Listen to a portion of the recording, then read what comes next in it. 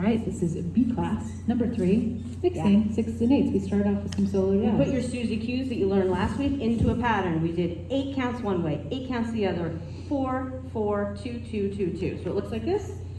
8, 1, 2, 3, 4, 5, 6, 7, 8. 2, 2, 3, 4, 5, 6, 7, 8. 3, 2, 3, 4, 5, 6, 7, 8. 4, 2, 3, 4, 5, 6, 7. We added hands, arms. We talked about different things you can do in the Suzy cues for arms. So 8, you're clapping. If you're gonna do these up and down arms, you're gonna go up first. So up on the ends. So 8, 1, 2, 3, 4. You can also clap on the evens. 8, 1, 2, 3, 4. You can do something with your shoulders. You can do lots of different things with your hands. It doesn't have to be always the same as what we do. You can make up your own thing. Cool. And that's it for Suzy cues. Then we revisited that double turn, tuck turn from last week. We practiced that follows footwork. We did put that in last week's video, but just as a quick reminder, if I turn into a follow for a second, it's the idea of moving down the line if your whole body is a follow. So we step, step down the line, moving in sequence with our arm moving, center, and our feet. Then Jen had a very helpful tip for leads to get that lead going. Do you want to just mention that? Yeah, so as far as leading the difference between a 6-count tuck turn and an 8-count double tuck turn, I think of it as the 6-count is kind of easy breezy, right? We're doing rock, step, triple step. You have all the time in the world to bring that hand up and around to get the follow to do a turn.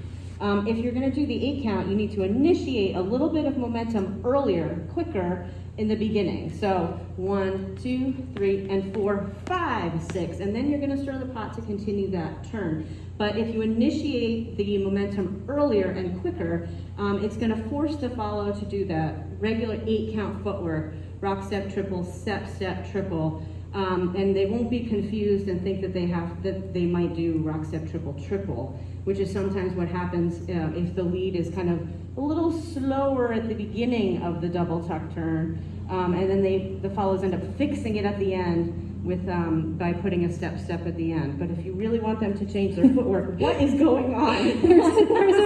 There's a fruit fly that's been like steadily attacking us this whole time. It's so small, but it's really getting in there. So anyway, bottom line, change the speed of the momentum at the beginning of the tuck turn. Gosh darn it. And that's going to help the follow know which one it is. But follows, you're going to assume it's 6-count all the time, and then change your footwork when it happens. I think it's a mosquito. It's weird too because it is a fruit fly. Like we don't have any fruit on us. They should definitely go somewhere else. Best recap ever. Okay, so after the double tuck turn, we did some other stuff. We took what we want to slowly do is take your 6-count pattern that you guys learned in your beginning 6-count A-level class and make it into 8 counts each part of it. So we got the 8-count tuck turn, and then we're going to take this idea of the pass by. You've got your 6-count pass by, and we're going to change it up a little bit. We're going to catch the fall. I'm going to go back the other way so you can see. So we're going to make it 8 counts. Triple step, step, step, triple. We've got rock, step, triple, step, step, triple step. Let's show that back too, so that they can just see you coming in here. So we talked about here, leads, you want to make sure you stop the follow as stop them from doing a triple step by catching that step, step, but you also want to give them a little breath, time to do that step, step, so that then they can go back out. They're getting all their momentum on that step, step to then come back out again. We're just catching it as leads. Triple, I catch it here, don't let her do a triple, but I still give her that breath, that moment. And Jillian, as she's absorbing that energy on the other side, she is stepping with her right foot with me. Saw some leads tonight trying to do like a kind of a rock step behind them, which is, I guess, a stylistic thing that you could do. To me, I think it feels better when the lead steps with the follow because you're kind of going with the energy in the direction it's going. Cool. Then we took your other 6-count that you would do in your beginning class, coming back to close. We took this idea of a 6-count, and we made it into an 8-count, look like this. 1, 2, 3, and 4, 5, 6, 7, 8. So maybe we do it a couple different directions. 1, 2, 3, and 4. I come in front. And again, giving Jen that breath there. Maybe we do it from this direction. So we've got 1, 2, 3, and 4. I catch, give the breath, and then triple on back. So, catch low for that one. So, if the other one we're catching on the shoulder, the one we showed you before, this one you want to catch nice and low lead. So if we're here, boom, ba, da, dee, da, I want to catch low on the back, sorry, boom, boom, boom there. And then I want to bring Jen back to my side, okay?